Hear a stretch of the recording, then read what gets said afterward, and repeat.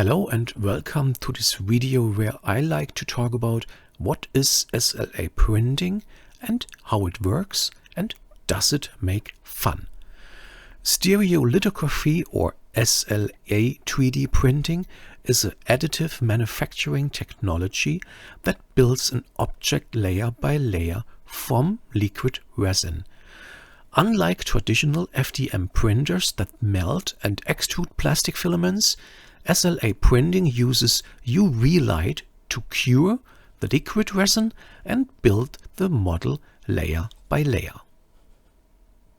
The creation of a 3D model is done either with CAD software or by 3D scanning a physical object. Of course, there are millions of ready-made objects available for download. Here, as a keyword, the search engine stlfinder.com. Printer choice. There are many SLA 3D printers on the market. Beginners should start with an inexpensive and common desktop model, such as an Anycubic Photon or even a Lego Mass. These printers are inexpensive and offer a very good quality printing to get you started. Quality differences you will find among other things in the resolution of the exposure matrix. 4K are the decent basic and allow high quality prints. But if you want to invest more money, you can also find 6K and 8K devices. This is certainly not the end of the line for future developments, of course. Resin types. There are a variant of resin types for SLA printing. Some are designed for industrial use, while others are for home use.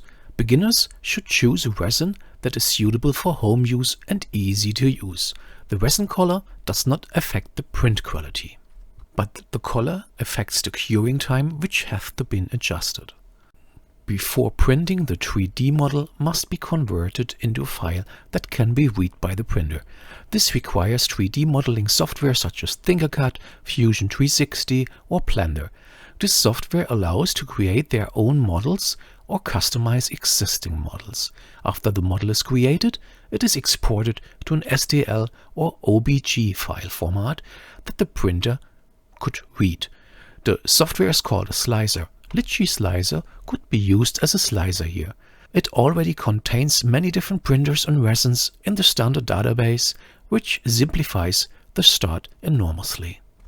Most SLA printers are shipped with a manufacturer slicer that provides default settings suitable for basic applications usage, manufacturer's own resin. However, it may be necessary to adjust the printing settings to achieve optimal results. This may include adjusting print speed, resolution, and resin curing time. For example, temperature already affects exposure time. If it is warmer, the resin is more fluid and can therefore be cured faster. Colder temperatures, the resin is more viscose and not quite as expose active. A great test object for the exposure or curing time is the cone of calibration.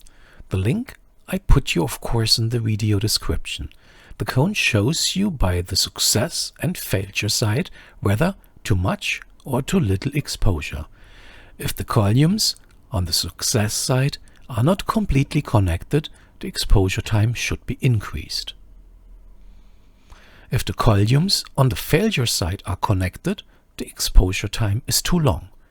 The more columns are connected or not connected, the further you are from the optimal exposure time away.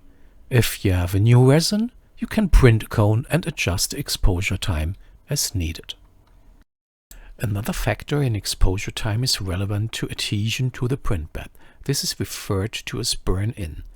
These first layers, usually 4 till 6, are cured with a significantly higher exposure time to ensure good adhesion to the build plate platform, the burn-in. As a rule, more or less, you can say that the burn-in corresponds to about 5 till 10 times more than the normal exposure time. The larger and heavier the object is, the more adhesion and exposure time is required. The protective equipment. Resin as such is toxic. The toxicity of resin depends on the type of the resin. There are many different types of resin, including epoxy resin, polyester resin, vinyl ester resin, phenolical resins, and a lot of other things which have different chemical compositions and may pose different risks to health. In general, resins are potentially toxic in their untreated form and can cause skin irritation, eye irritation, respiratory problems, for example. When handling resins, it is important to wear protective equipment such as gloves, safety glasses, and a respirator. On OP masks or FFP2 masks is not such efficient. A mask of protection class A2 is much more better. Furthermore, it must be ensured that the work area is well ventilated. After curing, the majority of resins are no longer expected to be toxic. Some resins may also give off toxic fumes when heated, so it's important to follow the manufacturer's instructions and only use the resins in well-ventilated areas. Enough theory. I'll take you to my workflow now. The first thing I do is to level. Leveling the printer is extremely easy with SLA printers. For most printers, you simply place a copy paper on the display, press Set Home, and wait for the homing process.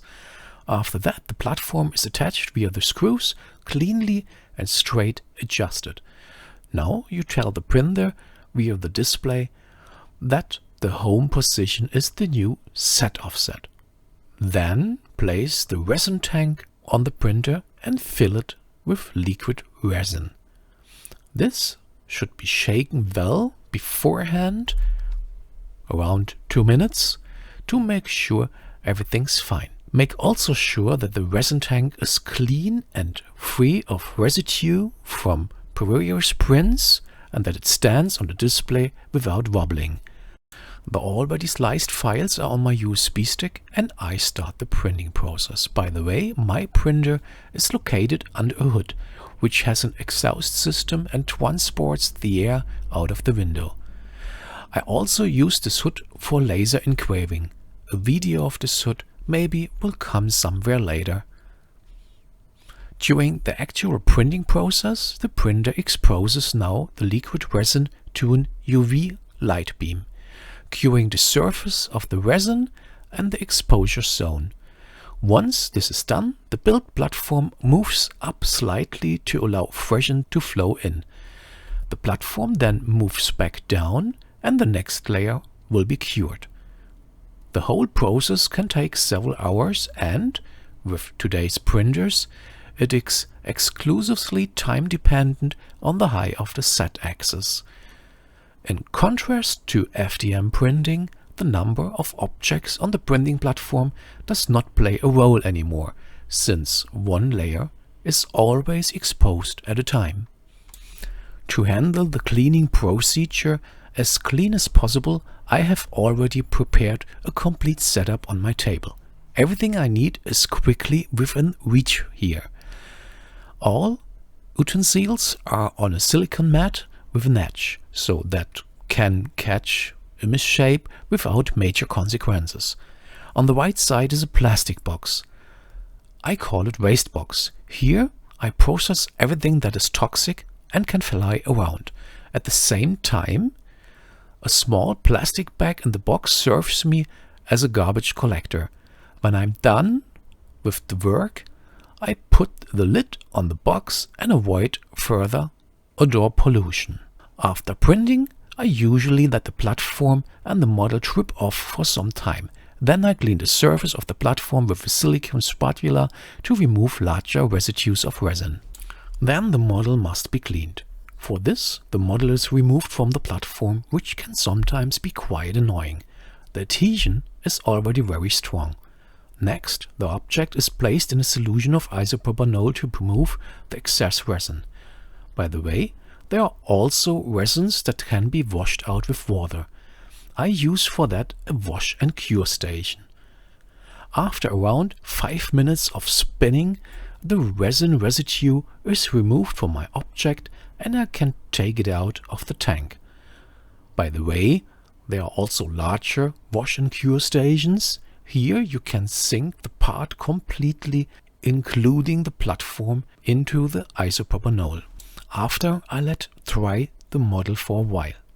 Now the printed object needs to be irradiated with UV light to complete the curing of the resin and to improve the strength and durability of the printed object.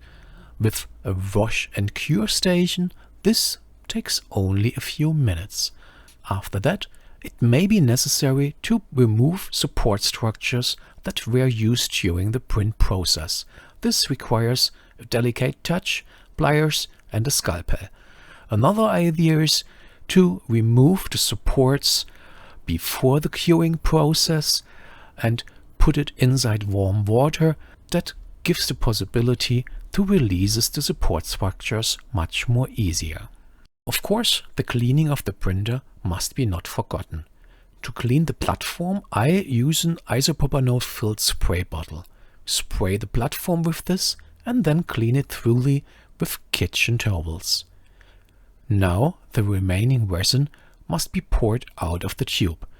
To do this, I pour it through a funnel which contains a fine sieve back into the bottle to get the rest out of the tank. I print a holder for the resin tank, which is attached to the Z-axis of my SLA printer. Here I place the basin and let it drip down into the resin bottle. A silicone spatula supports the dripping process. To clean the resin tray without leaving any residue, I spray it also with isopropanol and rub it with a cosmetic tissue or cotton cloth to avoid scratches on the foil. As cotton cloth, I used old t-shirts which I cut a rag to size. I also clean the funnel completely from the inside and outside with isopropanol. After all tools are also cleaned with isopropanol, I put them together with my cotton rag into the sunlight to remove the remaining toxicity. Cotton rags can be used several times in this way. The whole thing is quite elaborate as you see, but the result thrilled. The quality is simply outstanding and objects can be printed which would be unthinkable with an FDM printer. Thus, the SLA print is also used in the field of dentures or jewelry manufacturing. But which process is the more stable, FDM or SLA? Both SLA and FDM 3D printing offer high quality prints and can produce robust and stable objects. However, the stability of the printed object depends on several factors, such as the resin of the metal, the print settings, the material used, and the type of the 3D printing process. SLA 3D printing uses liquid resin that is cured by UV light. SLA printed parts are typically smoother and have higher resolution than FDA printed parts, resulting in a better surface quality. SLA prints are therefore often better suited for creating fine detailed models and thin wall thicknesses. On the other hand, FDM printing uses plastic filaments that are melted and extruded to build up the model layer by layer. FDM prints often have higher strength than SLA prints, especially for larger solid models. This is because the molten filament in the FDM process tends to have, at least in theory, a higher layer adhesion, which can make the model more stable and resistant to external influences such as vibrations or impacts. Overall, however, the stability and durability of the printed object depends on several factors, including the design, the material, the print settings, and the print technology. It is therefore important to consider the requirements of the project and the specified characteristics of the printed process used to achieve the best possible results. SLA 3D printing is easier to master than FDM in my opinion, and is a great way for beginners to enter the world of 3D printing technology, as it is relatively easy to use and offers high print quality. However, toxicity should be not forgotten here. Whether it's SLA or FDM, it's always a question of what do I want to print. So, thank you very much for watching the video. If you like it, yeah, please give me a thumbs up. If you like to see me again, please push the subscribe button. See you next time and happy printing. Bye.